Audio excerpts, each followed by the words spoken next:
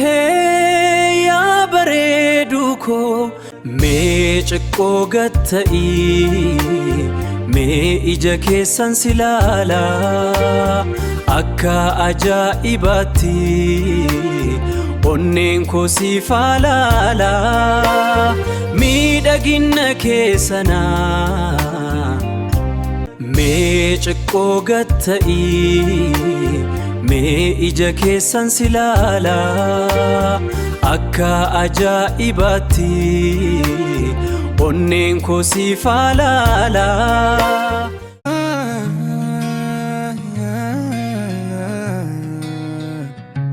Yaa tan namoota jaalanii akka ifaana fiftee keessa yeroo si argu gammachuun koo daangaa hin qabu na guuta keessa ija kee keessa ni badee addunyaa biraa hin argu sagalee keetiin na nyaamte onneen koo si biraa qubata yoo ati na biraa jirtu rakkoon hundi ni bada.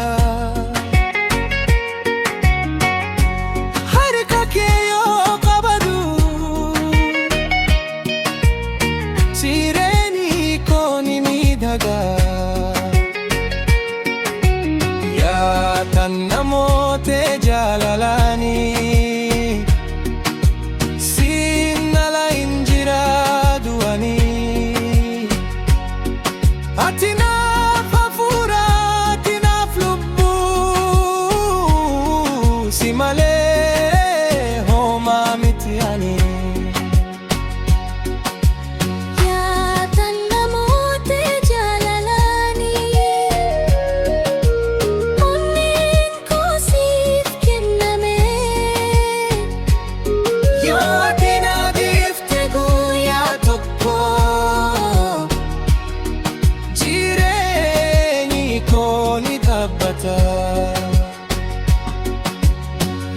Halkan si yaadee na fuudha dhabee guyyaa si yaadee hojjechuu dadhabee jaalalli kee akka ibiddaa onnee koo keessa na gubee.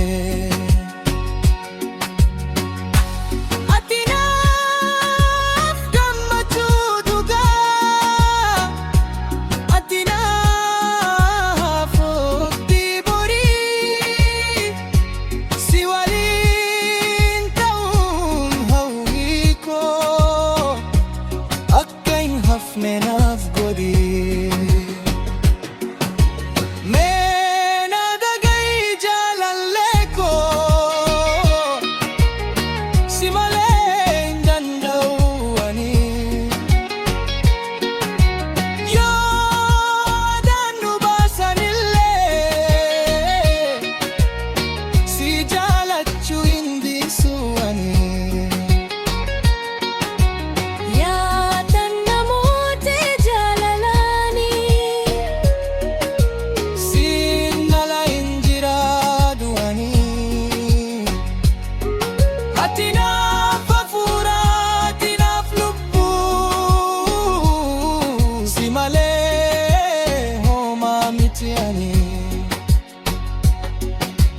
Yaa jaalallee koo siin ala hin jiraadhu ani.